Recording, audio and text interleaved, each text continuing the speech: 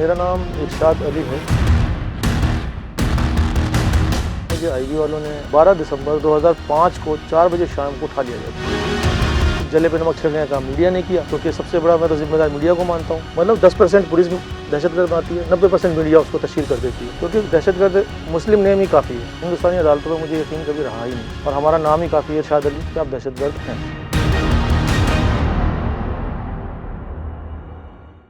मेरा नाम इरशाद अली है।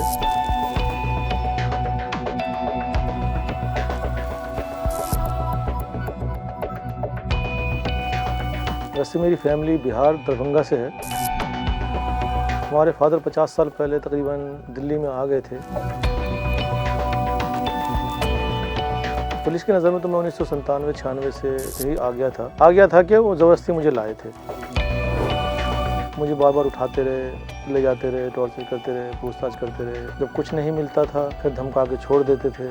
कहानी बहुत लंबी है। वैसे मैं 2001 में मुझे आईबी वालों ने उठाया था और मुझे वो ले गए। मेरे साथ 2-3 ऑप्शन रखे कि भाई आप तो या तो आपको मार देते हैं या आपको जेल भेज देते हैं, या फिर आप हमारे लिए इन्फॉर्मर का सीक्रेट एजेंट के तौर पे आप काम करो। मेरा भाई 1991 से जेल के अंदर है, नौशाद अली नाम है, मर्डर केस में है, उम्र कैद हो रखी है। मैं उनसे मिलने जाया करता था, वहाँ से उन लोगों की नज़र में मैं चढ़ा उनके नज़र में। आईबी वालों को लगा कि शायद हम दोनों भाई उनके लिए बहुत काम के हैं, क्योंकि जेल के अंदर से इन्फॉर्मेशन वो इकट्ठी कर सकता है, बाहर मैं कलेक्ट कर सकता हूँ।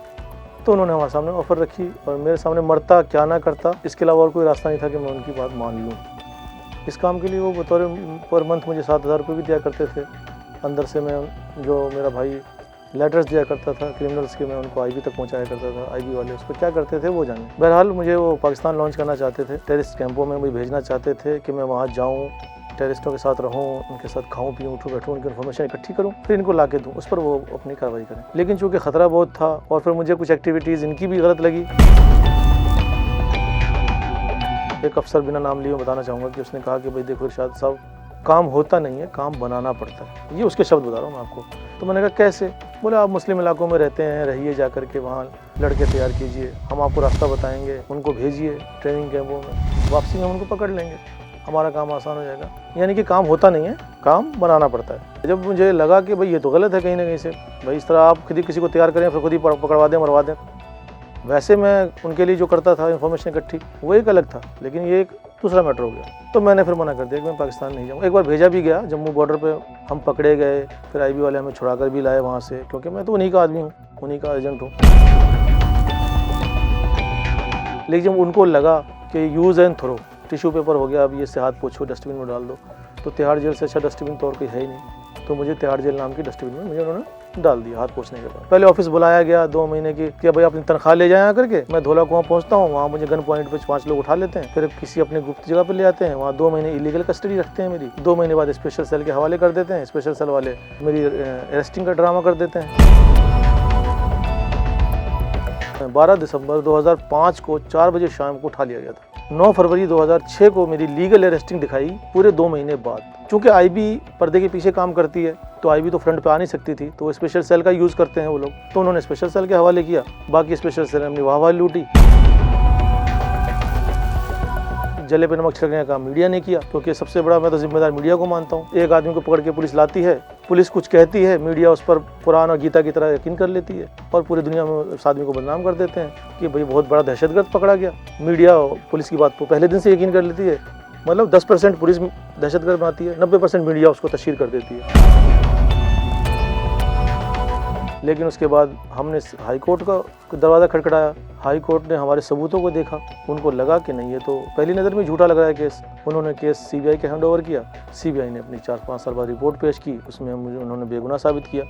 बरामदगी झूठी, केस झूठा। उन्होंने बाई नेम उन पुलिस वालों के नाम भी दिए, उन आईबी अफसरों के नाम भी दिए कि इनके खिलाफ़ कार्रवाई की जाए, इनको छोड़ा जाए, इनको मुआवजा दिया जाए। अब अदालत से मैं बरी हो गया हूँ, अब कोई मीडिया नहीं कि अब मैं बरी हो गया हूँ, अब मीडिया जवाब दे कि भाई उस वक्त मैं दहशतगर्द था या पुलिस अब दहशतगर्द है। अब चूँकि मैं तो बरी हो गया हूँ तो पुलिस ही दहशतगर्द है, लेकिन पुलिस के खिलाफ आप लोग इस तरह दिखा नहीं सकते।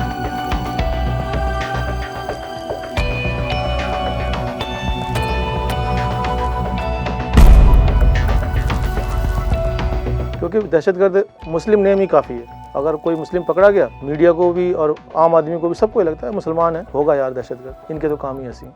मुसलमानों को बदनाम करने की पूरी एक नेटवर्क जो है, कहीं ना कहीं मीडिया का इसमें मैं बहुत बड़ा हाथ मानता हूँ, बदनाम करने का मुस्लिम कौम को। और हमारा नाम ही काफ़ी है इरशाद अली कि आप दहशतगर्द हैं। हम तो चीख चीख के चिल्लाए, हम पूरी दुनिया में चिल्ला चिल्ला के हमने कहा कि हम बेगुनाह हैं, बेगुनाह हैं, बेगुनाह हैं। उसको साबित करने में 11 साल लग गए हमें। 11 साल बाद अदालत ने कहा अब कि ठीक है जी, आप जो कह रहे थे पहले दिन से, वो आज हम मान लेते हैं कि आप बेगुनाह हैं। झूठ बोलने के लिए सोचना पड़ता है, सच के लिए सोचना नहीं पड़ता। सच पूछिए, दिल की बात है कि हिंदुस्तानी अदालतों पर मुझे यकीन कभी रहा ही नहीं।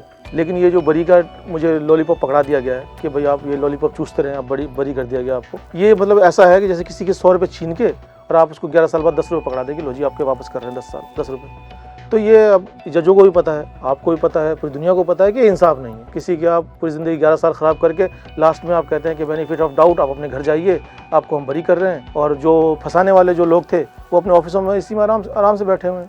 वो आगे नेक्स्ट किसी टारगेट कर रहे हो, किसी बंदे को। पुलिस जेल भेजती है तो वो उस एक आदमी को नहीं भेजती, उस एक आदमी की तबाही नहीं होती, उसके साथ जुड़े हुए एक पूरे खानदान की तबाही हो जाती है। मेरी माँ मेरे जेल के अंदर के थे जब चली गई दुनिया से। बाप मेरा पूरा जिंदगी इंतजार करता चला गया इंसाफ का। मेरी बेटी ने मुझे देखा ही नहीं, पहचाना ही नहीं जेल से आने के बाद कि ये मेरा बाप है। और मेरी वाइफ जो घर से पैर भी नहीं निकालती थी, घरेलू औरत, पर्देदार औरत थी, उसने 4 साढ़े 4 साल लोगों के खाना बना के घर में गुजारा किया। पुलिस से तो खैर मैं सवाल क्या करूंगा, क्योंकि उनके पास मेरी बात का कोई जवाब नहीं है। मेरे सामने बैठा दीजिए, एक भी अफसर मेरी बात का जवाब नहीं दे सकता। मेरा सवाल मीडिया से एक ही सवाल है, मैं रह के मेरे को दिल को कचोकता है कि जब किसी को भी पुलिस पकड़ के लाती है और वो मीडिया के सामने पेश किया जाता है, पुलिस कहती है ये टेररिस्ट है, तो मीडिया बिना अदालत के फैसले के पहले उसको कैसे पूरी दुनिया में एकदम मशहूर कर देते हैं कि टेररिस्ट, मुस्लिम आतंकवाद, दहशतगर्द। वो फिर धब्बा मिटता नहीं है पूरी जिंदगी। मेरी बात एक शेर है, उसी पर मैं ख़त्म करना चाहूँगा कि उसी का शहर, वही मुद्दई, वही मुनसिफ, मुझे यकीन था मेरा कसूर निकलेगा। जो खो गया है उसे ढूंढना तू ऐ नासिर, यहाँ जो डूबा है जाकर के दूर निकलेगा।